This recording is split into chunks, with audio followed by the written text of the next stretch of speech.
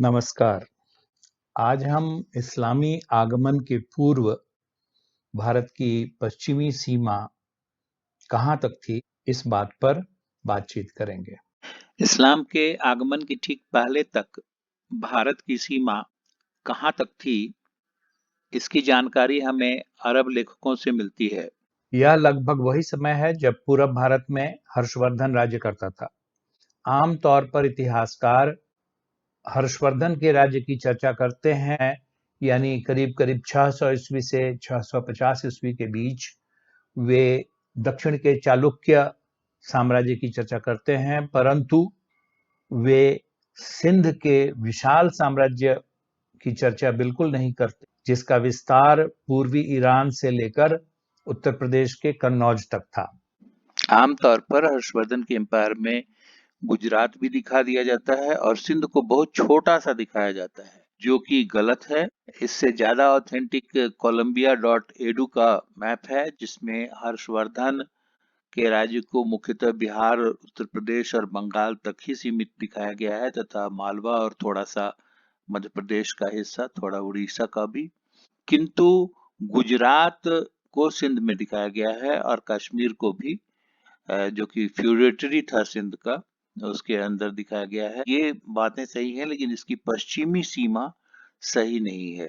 चचनामा में या अन्य अरबी ग्रंथों में जो विवरण मिलता है, उसमें कन्नौज को भी सिंध के अंदर दिखाया गया है। अरबी ग्रंथों में जो मेंशन किया गया है, उसका सारांश लेकर कई विद्वान अध्ययन करते रहे हैं। इनमें इलियट एंड डाउसन की वॉल्यूम 1 में सभी बातों का निचोड़ दिया गया है। चचनामा में यह कहा गया है कि वहां एक राय डायनेस्टी राज्य करती थी। राय डायनेस्टी के 3 राजाओं की चर्चा है। उसके बाद उस डायनेस्टी में कोई वारिस नहीं होने के कारण चच ने उत्तराधिकार संभाल लिया था। तो चचनामा यह लिखता है, राय सिहारस, जो कि दिवाजी का बेटा था, उसको हराकर फार्स के राजा निमरोज ने आक्रमण किया था और वह किरमान में घुसा फार्स की दिशा से, और वहां उसने राय सिहारस की हत्या की। उसके वापस लौट जाने के बाद राय सिहासी, जो कि राय सिहारस का बेटा था, उसे राजा बना दिया गया। राय डायनेस्टी की राजधानी एलोर में थी। Boundaries of their country were पूर्व में कश्मीर और कन्नौज। कन्नौज उत्तर प्रदेश में है और कश्मीर उनकी सीमा के पूर्व था, यानी कश्मीर से वे काफी पश्चिम तक फैले हुए थे। पश्चिम दिशा में मकरान और सी ऑफ ओमान का तट, वहां तक इनका साम्राज्य था।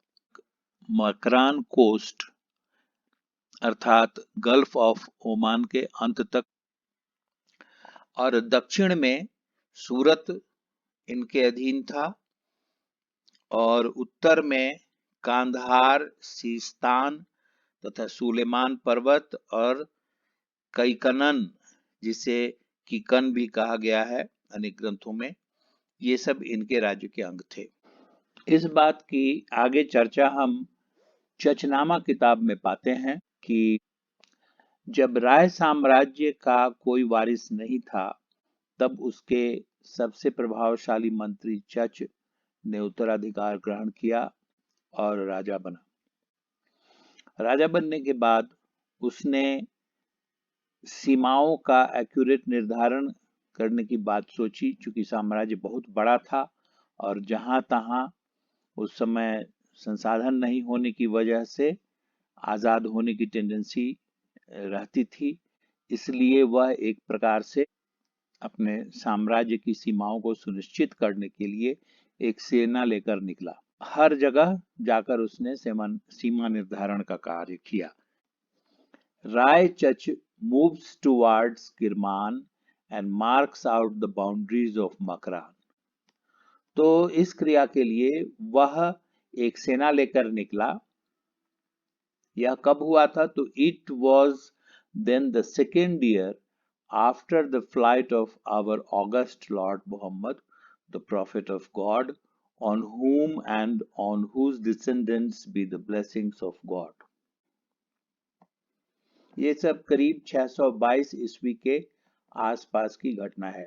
चच एक सेना लेकर किरमान की ओर बढ़ा और बीच के सभी प्रांतों में यह सुनिश्चित किया कि प्रांतों के अधीनस्थ राजा हैं वे उसकी अधीनता स्वीकार करते हैं और उसे कर देते हैं।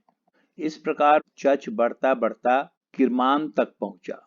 किरमान के पास एक छोटी सी नदी थी जो कि किरमान और मकरान के बीच से होकर गुजरती थी। चच ने वहां पर कैंप बनाया और उसने खजूर के पेड़ रोपे, जिसे उसने कहा कि यह this is the boundary that exists in the days of चच सन ऑफ सेलाजी, यानी उसने अपने नाम पर पेड़ रोपे और उन पेड़ों को ईरान और सिंध के बीच की सीमा का निर्धारण किया। तो अब हम किरमान के नक्शे को देखें।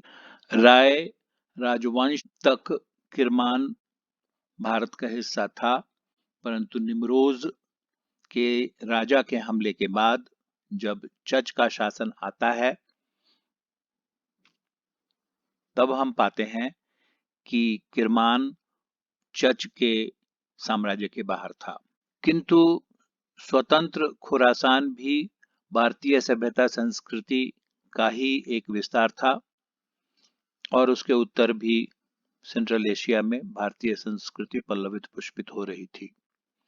तो यह जो सीमा रेखा हम देखते हैं यह करीब करीब 630 ईस्वी के आसपास की है। खुर्दादबेह ने अपनी पुस्तक में करीब 845 ईस्वी के आसपास जो भारत की सीमा बताई है वह कुछ इस प्रकार से चाबहार और ग्वादर के आसपास तक आ गई थी, यानी काफी बड़ा हिस्सा ईरान को जा मिला था। 845 ईस्वी के आसपास के अरबी ग्रंथकार इब्न खुर्दाद बेह भारत की सीमा निर्मेंशिरेह या निर्मेंशिरेह को बताते हैं और यह सीमा खिसक कर राजस्थान तक चली आती है जब अहमद शाह अब्दाली का आक्रमण होता है।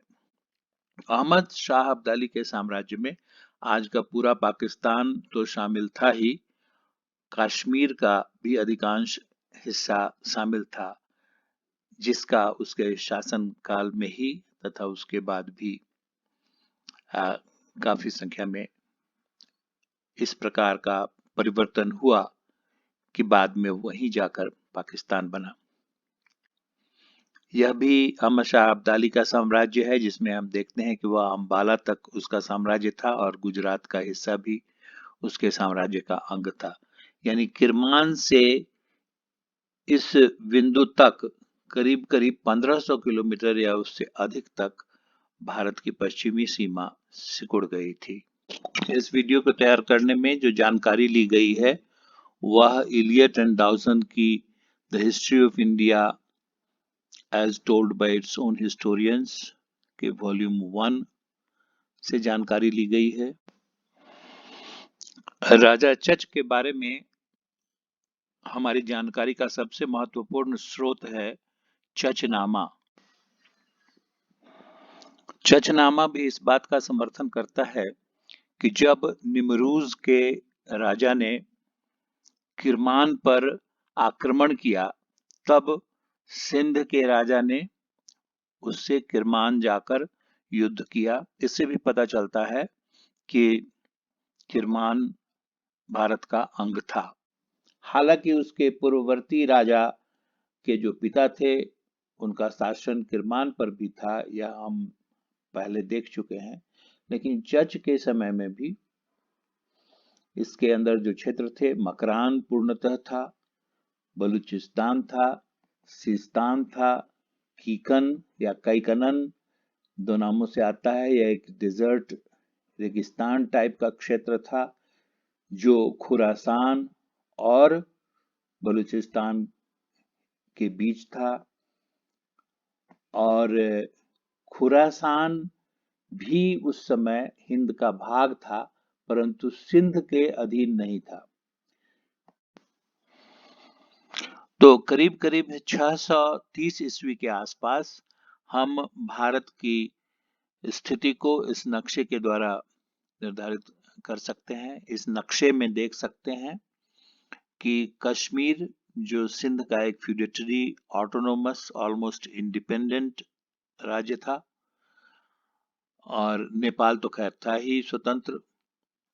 हर्षवर्धन जो बिहार, बंगाल, उत्तर प्रदेश और मध्य प्रदेश में था, तथा गुजरात, राजस्थान, पंजाब, हरियाणा, पाकिस्तान के लगभग पूरे क्षेत्र और अफगानिस्तान के आधा, तथा ईरान के, पूर्वी ईरान के बहुत बड़े हिस्से को लेता हुआ सिंध एम्पायर था, जो कि भारत का सबसे बड़ा एम्पायर था। उसके उत्तर में खुरासान और बैक्ट्रिया के एम्पायर थे, तथा तुखार एम्पायर था, जो हालांकि नस्ल से तुर्की, भाषा से तुर्की लोग थे, लेकिन इनकी संस्कृति हिंदू और बौद्ध थी। तथा इस क्षेत्र में, खुरासान में ही ज़ोरोएस्ट्रियनिज्म का उदय हुआ था। वे लोग भी थे। बौद्ध, शैव, ज़ोरोएस्टर के अलावा वहां पर पूर्वी ईसाई चर्च के लोग भी थे, नेस्टोरियन चर्च के लोग रहते थे, और सीरियन चर्च के लोग भी थे, जो विभिन्न धर्म अपने अपने रिलीजन्स का स्वतंत्रता पूर्वक पालन करते थे। धन्यवाद। कृपया लाइक, सब्सक्राइब और फॉरवर्ड करना ना भूलें।